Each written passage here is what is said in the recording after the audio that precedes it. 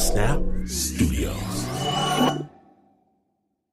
At Radiolab, we love nothing more than nerding out about science, neuroscience, chemistry. But we do also like to get into other kinds of stories. Stories about policing or Politics, country music, hockey, sex, of bugs.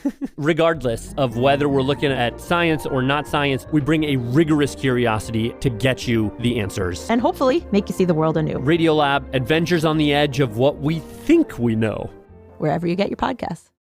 If you love iPhone, you'll love Apple Card. It comes with the privacy and security you expect from Apple. Plus, you earn up to 3% daily cash back on every purchase, which can automatically earn interest when you open a high-yield savings account through Apple Card. Apply for Apple Card in the Wallet app. Subject to credit approval. Savings is available to Apple Card owners subject to eligibility. Apple Card and Savings by Goldman Sachs Bank USA, Salt Lake City branch. Member FDIC. Terms and more at applecard.com.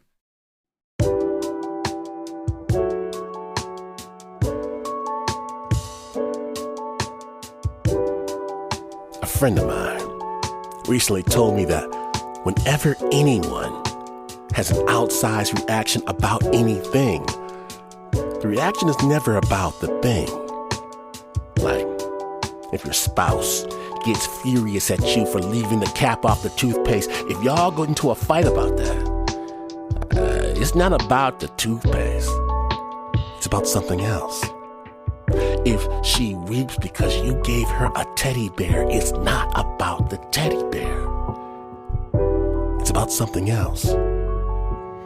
And I find that as my mother gets older, everything we talk about, every word, is about something else. What does, Mom, what'd you have for breakfast? What's it mean? It means, how are you? Are you getting around okay? Will it upset you if I send you something? Are you capable of making a meal for yourself? Which members of your support system are still around? Are you getting the nourishment you require? Mom, are you okay? Mama, I have a deep guilt that I live 1,000 miles away, but Mama, I love you. Do you know this? I don't say that. Instead, I say, Mama, what'd you have for breakfast? Heavy with the weight of 1,000 suns, but make no mistake, there is joy here too. There is laughter.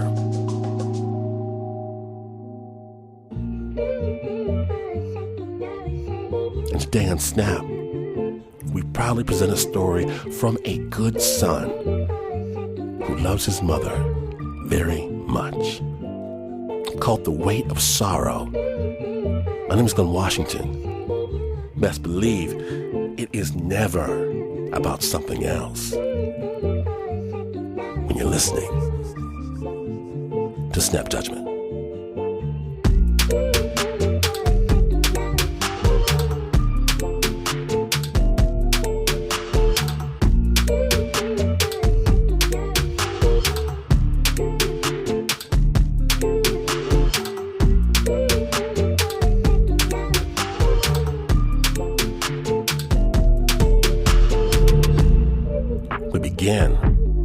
With a story from our friend Ron, from his amazing show, Wait For It. And between receiving the deserved awards for Season 1 and the production of Season 2, creator and host Ronald Young Jr.'s mother became ill. During this period, Ronald noticed that despite going through the roughest time of his life, he still couldn't stop thinking about his weight. This is the Season 2 premiere of Wait For It. Wait For It is a show about the way we feel about our bodies. Consequently, each episode may include references to gaining and losing weight, eating disorders, weight loss surgery, and weight stigma. If these topics are triggering to you, please take care while listening. We have links to support resources for anyone who may need them in our show notes. Wait For It. And the winner is... Wait for it. It's Tuesday, March 26, 2024, and I'm in LA giving an acceptance speech at the Podcast Academy Awards. This I recall to my mind, therefore I have hope. It is because of the Lord's mercies that we are not consumed, because his compassions fail not. They are new every morning. Great is thy faithfulness. I want to say thank you to my family, my parents, Ronald Sr., my mother, Peggy Lee, my sister, Marilyn Denise, Bridget Quinn. It's been an incredible year for Wait For It. Giving this speech was one of the culminating moments. And the winner is... Wait For It. And because the show won awards in 3 different categories, it would be one of 3 30-second speeches I'll give. Anybody who independently produces understands that you spend so much of your time like by yourself. You know what I mean? Like you're writing and you're editing and you're cutting tape and you're doing all that. And then you have to wonder, like, is this good? Is this good? Are people even going to like it? But I guess I don't have to wonder anymore. I'm excited. I'm proud. Thank you. But I'm not exactly having a great time. About an hour before I give that speech, I get word that my mother was admitted to the hospital. She needed to have a procedure called paracentesis. She'd been experiencing some discomfort in her stomach from a condition called ascites, which is a fluid buildup. It's common for folks who have cancer, late-stage cancer. She hasn't been feeling well for a while. Her birthday was March 23rd, just 3 days before I give that speech in LA. I feel good about leaving because she seemed great on her birthday. On that day, me, my sister Marilyn, and my dad were all at the house with her. We made brunch together, watched movies, and we laughed and laughed like we normally do. When my family gets together, there's often a lot of gentle teasing of one another as we share stories that some of us may have missed. It's always done with love and smiles. This joke right here. Like one time, my mother was telling me about my father's tendency to be early to the farmer's market. I'm standing on the side of the road at 7:25 in the morning wondering, how did I get out here? You're probably wondering how I got here. Right. Oh, then this guy, he goes and puts the money in the machine for 3 hours. In the parking meter. In the parking meter. 3 hours. I'm like, what we gonna look at?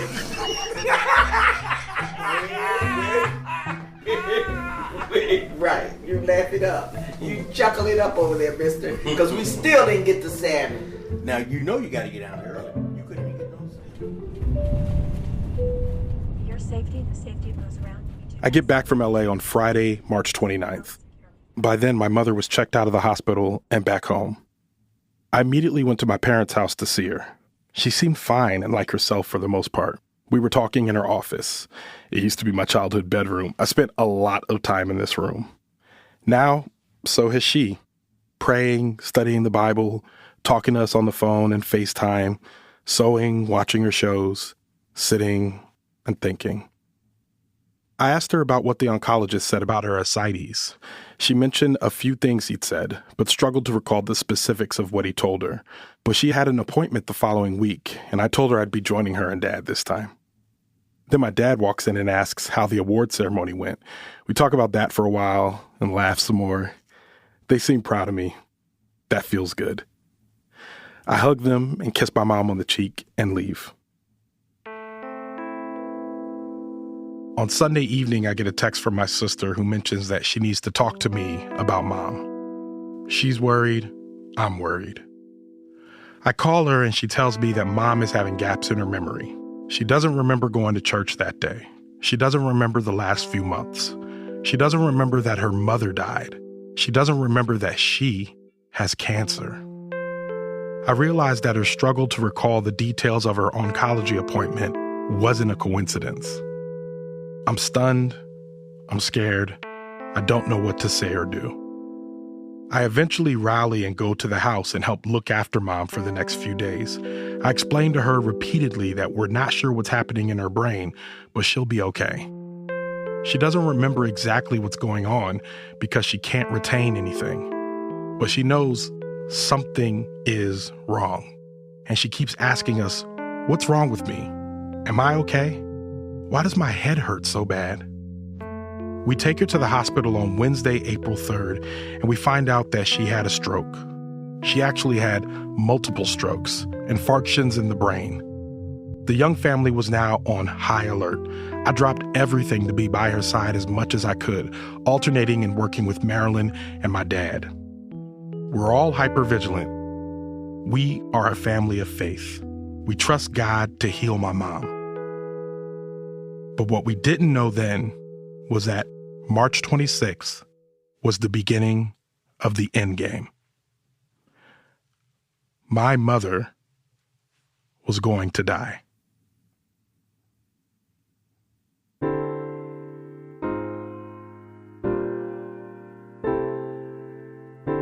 I'm Ronald Young Jr., and this is Wait for It. Hello. Oh, it's Big Ron Studios. Wait for it.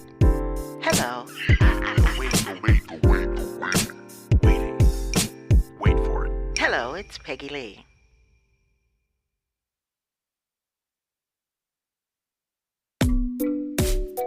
Wait for it. I noticed it in like late November, early December of last year. Yeah, I remember the same. It was about December 2023. Right, yes. Yeah. I saw Mom. She walked downstairs. She looked at me. And I remember she stood there. She's like, hey, Ronald. And I was like, hey. And I gave her a hug. And I was like scared. That's me talking to my sister. My name is Marilyn Denise Young. I am your sister, your older sister. December 2023 was when we first noticed that my mother had lost a significant amount of weight. Marilyn and I were talking about how we felt when we saw her. My first thought was relax, Marilyn, because I tend to go way too far down the road. And it was startling to me because it felt like it was happening way too quickly. I thought, oh God, what is this? Immediately. I was scared. I was very scared. Seeing my mother made me think about Chadwick Boseman.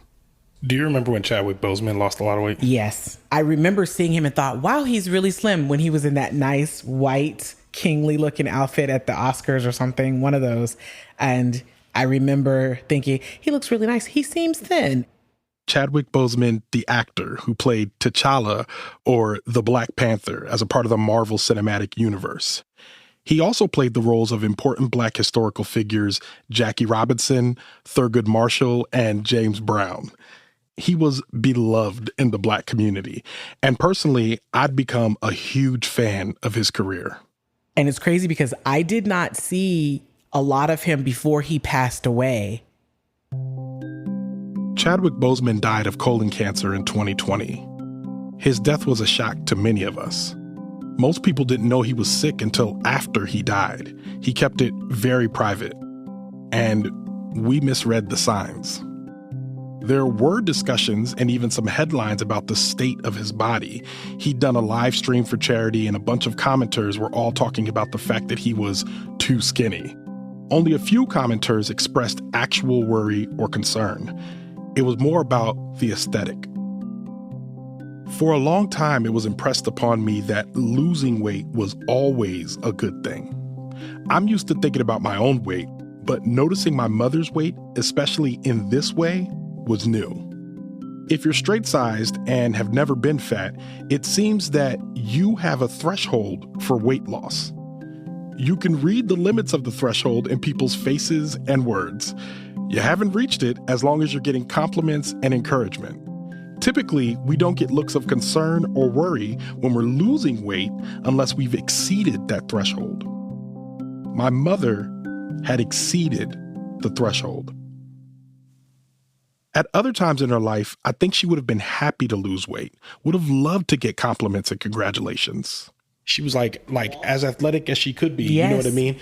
And I feel like that was like, she was, I think because Mom looked at herself in the mirror sometimes and was like, my face is chubby. Right. Or like probably the same ways that you think about yourself. Yes. You know what I mean? And then when it got to the point where she wasn't eating or drinking, that's when we it was it was just like, yo, we can't even, what are we doing here? You know what I mean? So, but now my mother was also concerned about her weight loss and was struggling with her appetite.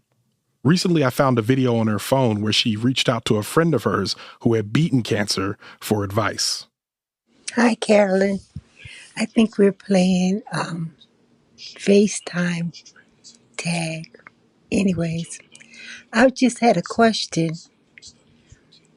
When did you get your appetite back? Yeah, because I'm having difficulty with that. All right, then. Bye-bye. Most times I've seen my mother worried, it was on our behalf, my father, my sister, or me. But in this video, I saw something in my mother that I recognized as I'd begun to see it frequently in the months leading up to her death. She was worried and afraid of what was happening to her.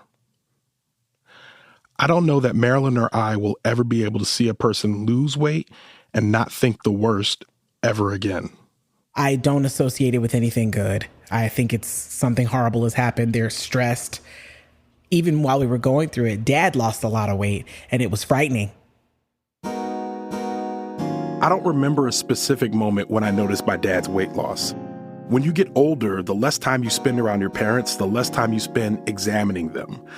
But I do remember the first salient thought I had about my dad's suddenly lean frame, and it was, how could our bodies be so different?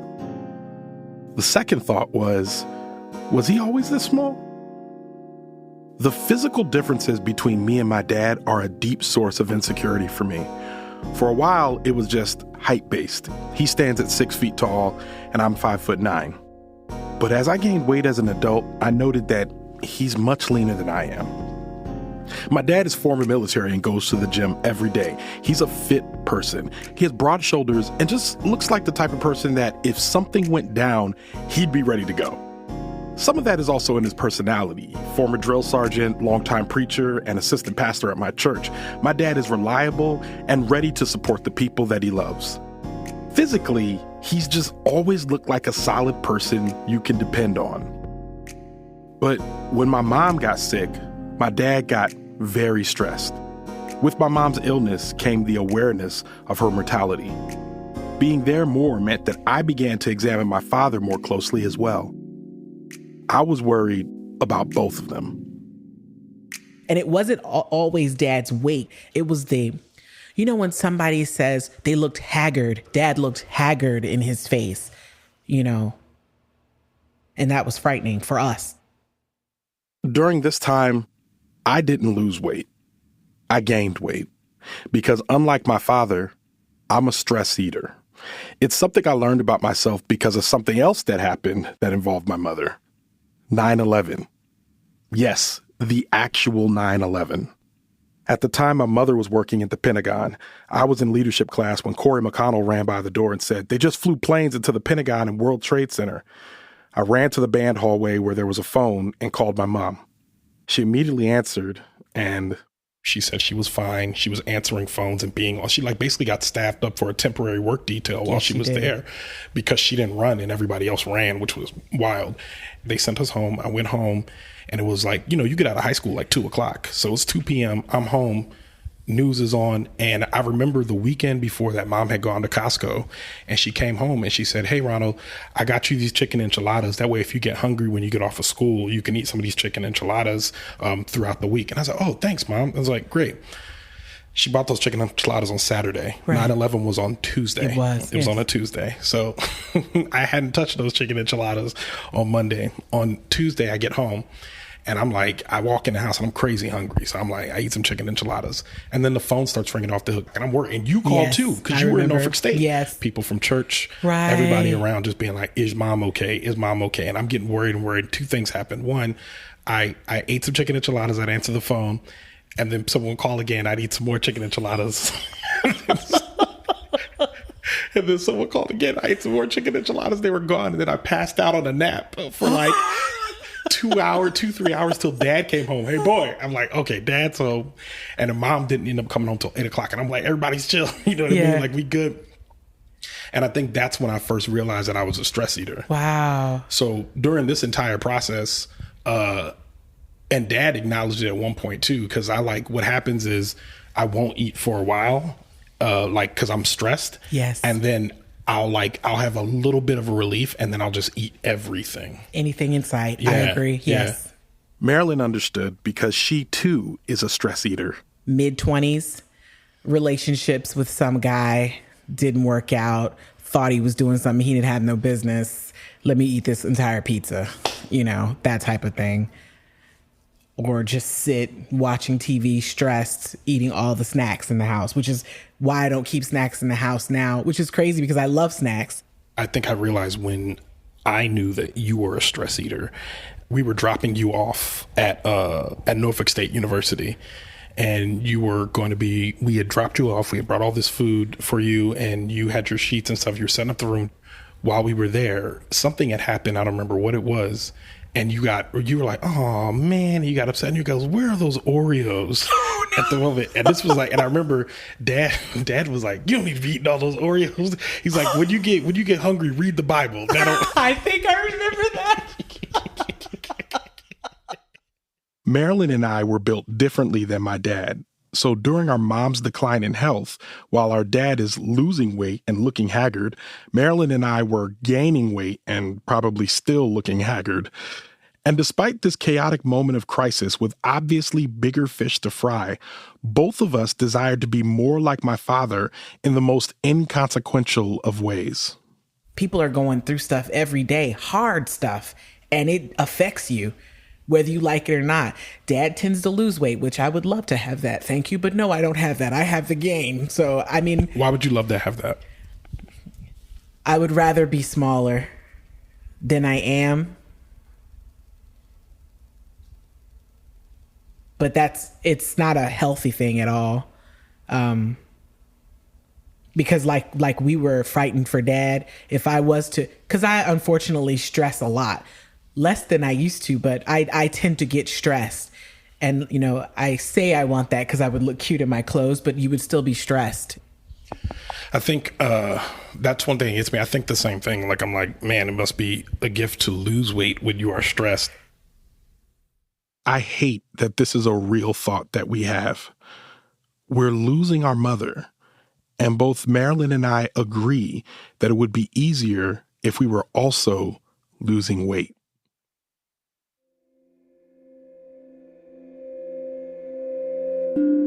And in the middle of this crisis, my thoughts on weight have gone into overdrive. I'm noticing weight all around me now more than ever. My moms, my dads, the doctors and nurses, other visitors, everyone. I'm wondering how they handle stress. I'm wondering what they think of me. And this isn't just in my head. I'm still getting validation from folks all around me that despite being in grief, me being fat is still up for discussion. As I'm spending more time at church recently, I'm hearing the comments from folks who haven't seen me there in a while about how I look. I didn't recognize you because you gained so much weight. You're not running any marathons this year, huh? I used to have a gut like you, but I lost 30 pounds. After my mom died, my father, sister, and I went to the funeral home to plan the homegoing service arrangements. I remembered sitting there in a state of shock that we were doing this. It was surreal. But even in that moment, weight came up. One guy, in an effort to be congenial with my dad, pointed out that he's in good shape as a 70-year-old man. He then says, I'm always wondering how Elder Young keeps the weight off. Apparently, my dad is still within the compliment and congratulations threshold of weight loss.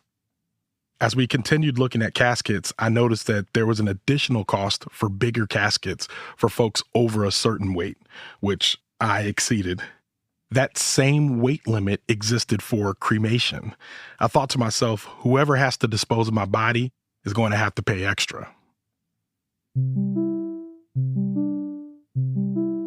I don't want to notice anyone's weight. And the way I try to offset the noticing is by making sure I never talk about it. I try not to engage in weight conversations outside of the discussions of this podcast, of course. But not talking about it isn't making me more liberated. It doesn't stop the noticing. Some of this is the byproduct of my instinctual urge to want to know if I'm the fattest person in a given room. This is similar to the way that I count Black people in rooms that are largely white. There's a pecking order with race and weight, and in real time, I find myself looking for allies and sympathizers. But I don't really understand why I couldn't turn this part of my brain off when my mom was dying in front of me.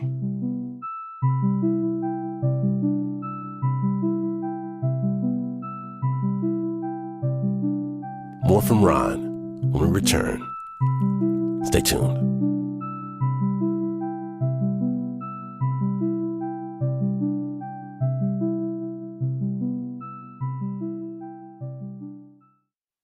Snap Judgment is brought to you by Progressive Insurance. Do you ever find yourself playing the budgeting game?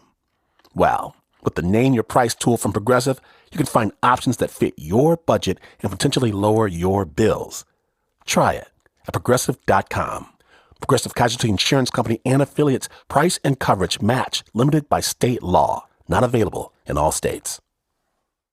Today's episode is sponsored by Acorns. Acorns makes it easy to start automatically saving and investing so your money has a chance to grow for you, your kids, and your retirement.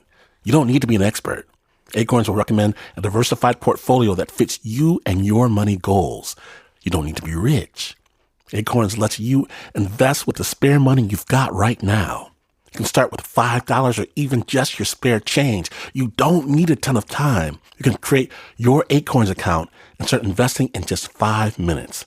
Basically, Acorns does the hard part so it can give your money a chance to grow. For me, Acorns has helped me put part of my future planning on autopilot. Head to acorns.com/snap or download the Acorns app to start saving and investing for your future today. Paid client endorsement. Compensation provides incentive to positively promote Acorns. Tier 1 compensation provided. Investing involves risk. Acorns Advisors, LLC, an SEC registered investment advisor. View important disclosures at acorns.com/snap. Welcome back to Snap Judgment. Today we're featuring Wait For It. Wait for it. Let's get right back into it with Ron.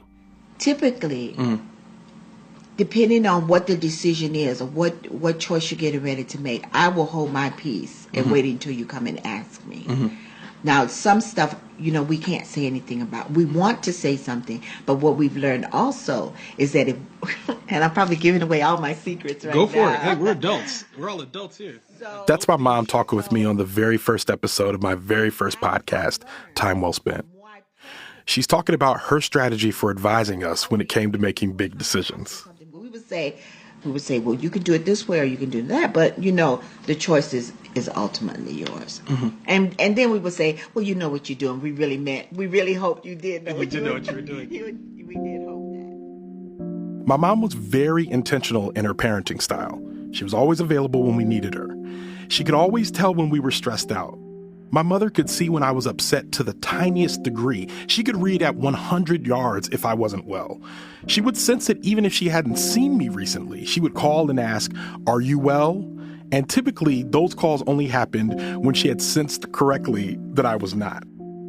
Sometimes she would use our bodies as a barometer for the state of our minds. I told Marilyn a story about the time Mom had a good read on me at my college graduation. So when mom came to graduation, and she saw me, and I remember she mentioned this. She was like, "Are you good? Are you okay?" And I remember I was not okay. I was stressed out from work, all that stuff, and I had put on a lot of weight at that moment, and she could tell my face was puffy, whatever. But I remember Mom noticing and being immediately identifying that the problem was not the weight, but the weight was indicative of something else. And she didn't moralize the weight. She was like, "You are stressed. You will be okay," which is fine. You know what I mean? She's amazing that way. Yeah. Agreed. Yeah. Marilyn and I both had stories like this about Mom, where she looked at our physical state and identified something else was going on. Ironically, it was also at Marilyn's college graduation. When I graduated, my hair was crazy. I let my friends perm my hair. It looked all wild. And she saw me, and you guys were there. And I really was happy to see you. But I think there was a bit of manic craziness behind you were definitely crazed. I remember. And it was stress. It was stress. And mom knew it right away. And Mom had a good way of getting, we're not sainthooding Mom. She was definitely human, but she was good about that, about finding that it wasn't a moral issue. I know weight isn't a moral issue. I know it isn't. I also know that a person's body isn't always directly related to their trauma, or that how anyone looks should be automatically assumed to be symptomatic of anything else. Sometimes my mom noticed my weight in a way that I hated. She used to rub my stomach when I saw her and say, "Ooh, boy, what you been eating?" She would always say it while smiling and laughing, that gentle teasing. I knew she didn't mean no harm. But it always made me feel self-conscious, and I wished I could shrink myself. Sometimes with all the negative feedback I get from the world about being fat, my mother rubbing my stomach and reminding me I'm fat didn't feel like love. It felt like ridicule. But I know that my mom loved me. Mom just loved you. She just loved us. It didn't matter. She just loved us. And that was good. You knew that we knew that she loved us. We didn't have to question it. We knew it. I fundamentally know that this is true. When my mom got sick, sometimes I would sit next to the bed and hold her hand. I would kiss her head and rub her legs and feet. Towards the end, my mom would go in and out of delirium. Sometimes she'd be with us, and sometimes she wasn't. I feel like it was hard at the end. It seemed like she was just going through so much that we weren't a part of. We were there for her, so whenever she had lucid moments and was able to recognize us, we were there, and I think she was glad to see us. But it was just hard, and I wish that it wasn't so hard for her. I know it was hard for her. It was hard to watch her suffer. Sometimes I would stand next to the bed and cry quietly. Sometimes I wouldn't be crying, but I'd be visibly upset. I couldn't hide it. I just wanted her to be healed. When she saw that I was upset, sometimes she would reach out and rub my stomach. She was dying, but she was still being my mom. She wanted me to be okay. I knew it wasn't to make me feel bad about being fat. I knew it was because she loved me and she wanted me to feel better. Those belly rubs on her deathbed unraveled my feelings of self-consciousness. I no longer felt like I needed to shrink myself. I didn't feel ridiculed. I felt loved. And I wish I could say I'm now liberated. I wish I could say that epiphany rang deep into my soul and changed the way that I view myself and the way others view me. But it didn't.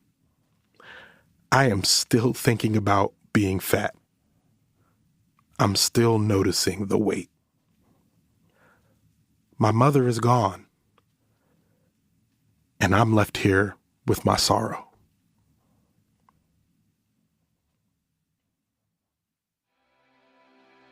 We're kind of proud of you now. You've come a long way, and we really appreciate both of you.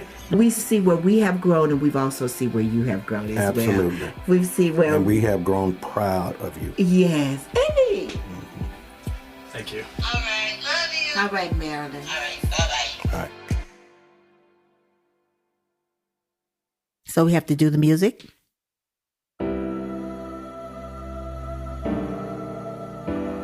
Wait For It is a production of Oh It's Big Ron Studios and is a proud member of Radiotopia from PRX, a network of independent, creator-owned, listener-supported podcasts. Discover audio with vision at radiotopia.fm. This episode was produced and written by me, Ronald Young Jr. Our story editor is Sarah Deely. Sound design and mixing from the Reverend John Delore of Starlight Diner. Show art by Heather Wilder. Episode art by Andy J. Pizza. Theme music from J. Red, with additional music from Mass Potential, The Artist DT, and the mysterious Breakmaster Cylinder. Special thanks to my sister, Marilyn Denise Young, my father, Ronald Young Sr., our dear friend, Carolyn Perry, and of course to my mother, the late and always great, forever loved, Peggy Lee Young. You can follow me on Instagram, Threads, X, and TikTok at OItsBigRon. That's at OHITSBIGRON. You can find out more about this show and other Oh It's Big Ron Studios shows by following us on Instagram at Oh It's Big Ron Studios. If you have a story about weight you'd like to share with us, shoot us an email at weight@ohitsbigron.com. That's WEIGHT at ohitsbigron.com.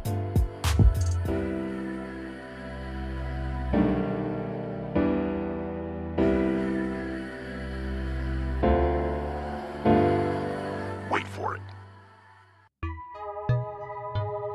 Thank you, Ronald Young Jr. And big love to you and your entire family for sharing this with Snap. The entirety of Wait For It Season 2 is now available everywhere you get your podcast, including episodes about air travel and the origin of the acronym BBW. You can follow Ronald on IG, on Threads, and Blue Sky at Oh It's Big Ron. You can hear more from Ron talking about television and film on his podcast, Leaving the Theater, and Pop Culture Debate Club, Fluminata, and the BBC. Now, after the break, an entirely different body obsession. When Snap Judgment continues, stay tuned.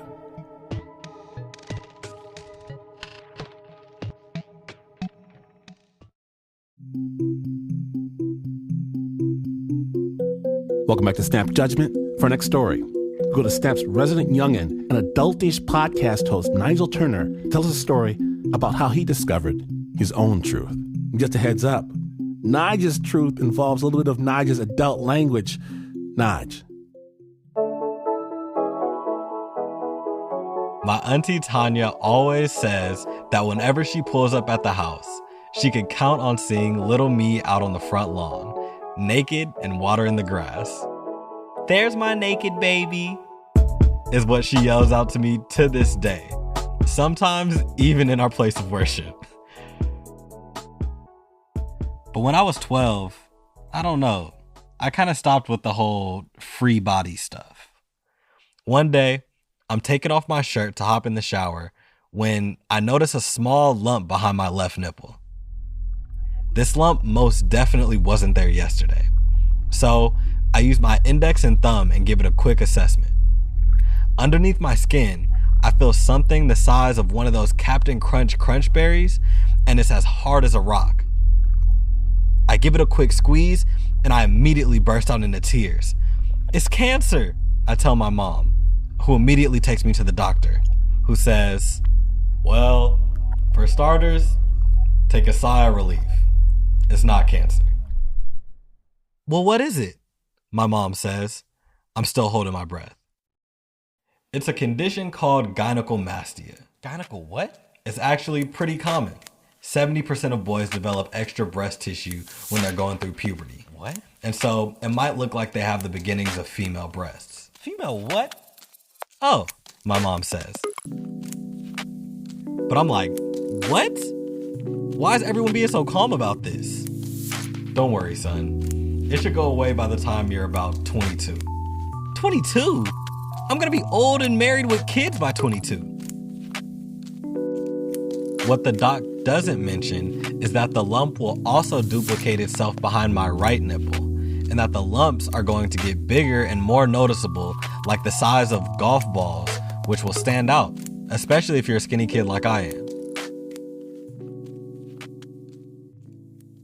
So I begin wearing baggier shirts, even though tight tees are in. And not only that, I only wear shirts with huge logos on the front so you can't see the shape of my chest. But by the time that I start talking to girls, I take it to a new level.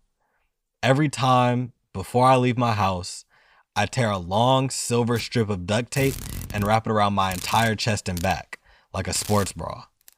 Still, I always feel like people just know. I confide in my dad and my older brother. They're actually concerned at first, but once they hear that it'll eventually go away, the condition becomes a huge running joke. "Come on, man. Run faster, man."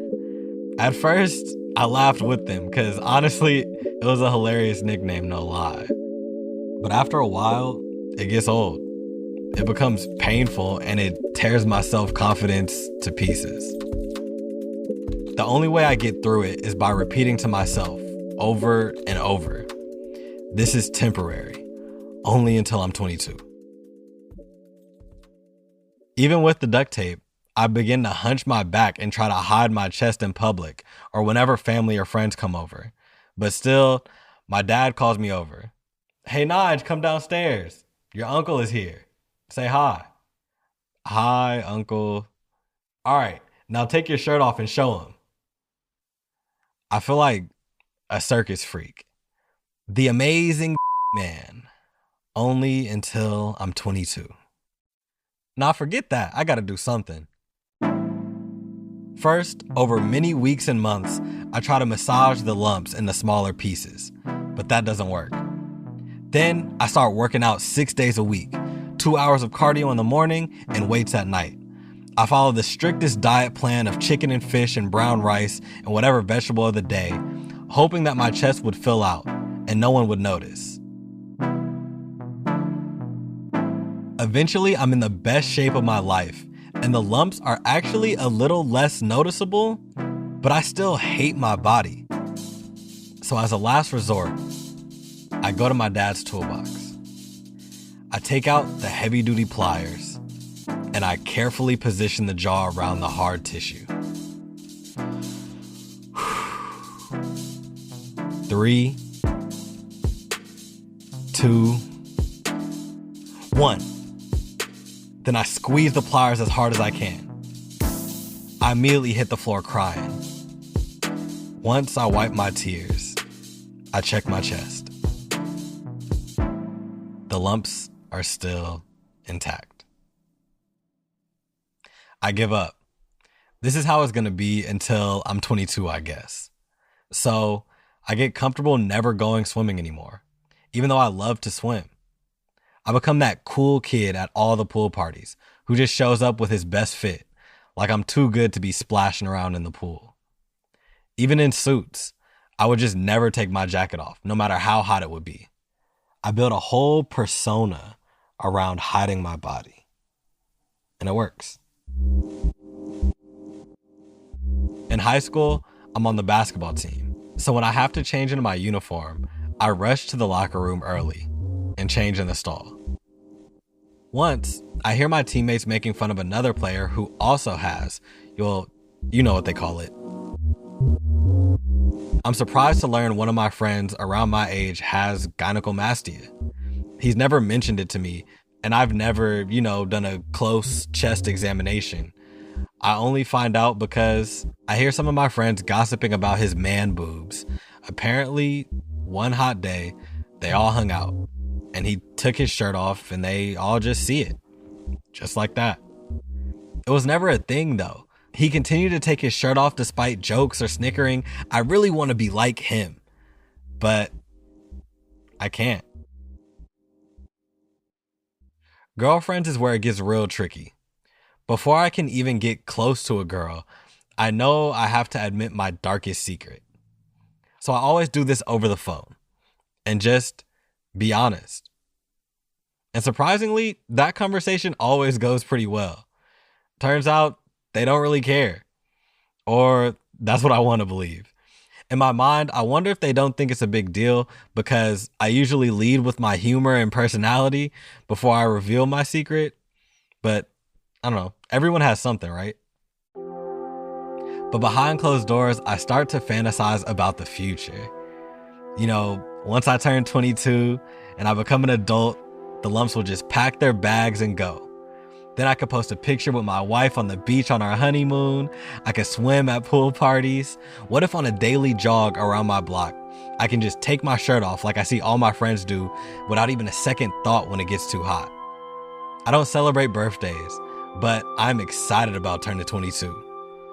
But when the day comes, when I turn the age I had been waiting and praying for to finally feel comfortable in my own skin, the age where I finally am supposed to start loving myself, the lumps are still there. There is one more option. is something I never thought I would do. It's expensive and it's problematic. I've been working part-time saving all my money for a Jeep Wrangler, but I won't be able to get that Jeep if I do this. Plastic surgery. I always watched that show Botched with my dad about plastic surgery gone wrong. Plastic surgery always seemed like it was for rich people. Rich white people, really. Well, really rich white women. It's something that felt taboo. But I really want my body to look like what I think a man's body is supposed to look like. Like what I see on TV and movies, like what everybody else looks like. I want that so much. So I took my $10,000 that I had saved for the first time in my whole life. And instead of getting my dream Jeep Wrangler, I drive an hour to the best plastic surgeon in Northern California.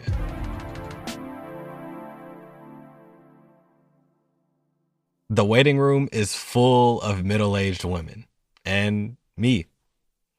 I'm scribbling down questions to ask my doctor before he puts me under.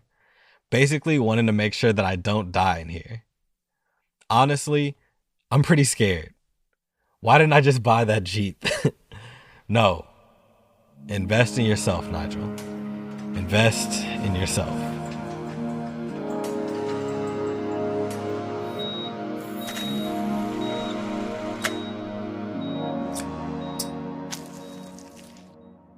After surgery, I wear a compression recovery vest for a couple of weeks. Then, finally, the day that I've been waiting for. I nervously walk to the bathroom and lock the door.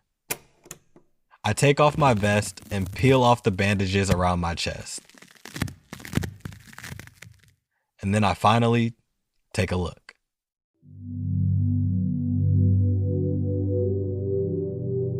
I feel amazing. I finally love my body. I finally love myself. And I don't know how to really describe it, but I kind of finally feel whole. I start working out again after I heal, looking at myself every day in the mirror, flexing, taking shirtless videos and putting them on Snapchat for the first time in my life. But then I'm looking at a picture of myself, my happy self, and a new kind of self-hate starts to creep in. Why am I acting like this is some kind of accomplishment? I'm smart. I'm not a follower, but I was willing to spend $10,000 to change my body so that I would make more sense to myself when I look in the mirror. That blows my mind to this day. I get ready to go to a pool party at a friend's house. I'm going to take off my shirt and jump in front of everybody. I hop into my car, 2006 Honda Accord, and roll out, windows down. And the check engine light comes on again. Sometimes, I still wish I could have just got that Jeep. Thank you, Nige, for sharing your story with the Snap family. This piece was brought to you by Adultish. It's a culture, advice, and storytelling show created by YR Media and Snap Judgment alumnus Davey Kim. It's hosted by 20-something know-it-alls Nygel Turner and Merk Nguyen. And they recently dropped their 4th season with their friends at Radiotopia by PRX. So be sure to subscribe to Adultish and show them some love. The music for this story was composed by Oluwafemi and Davey Kim.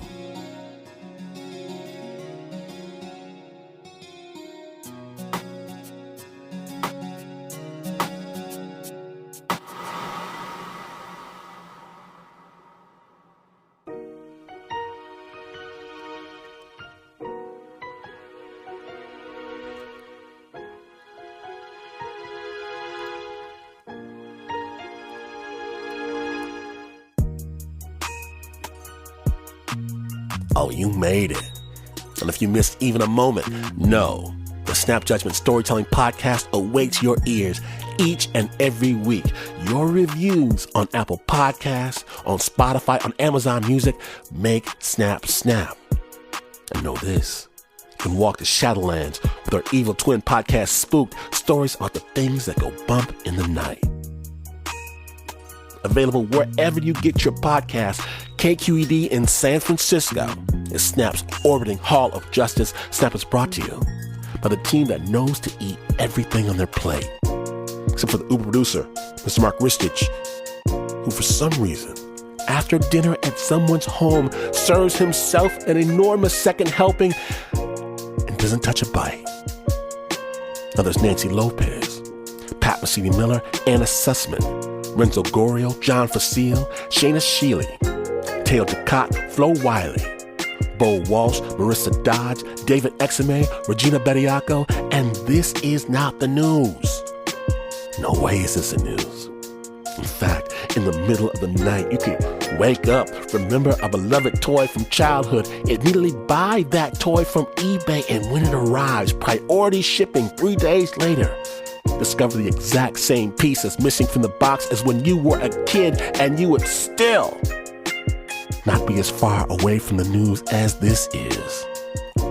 But this is PRN.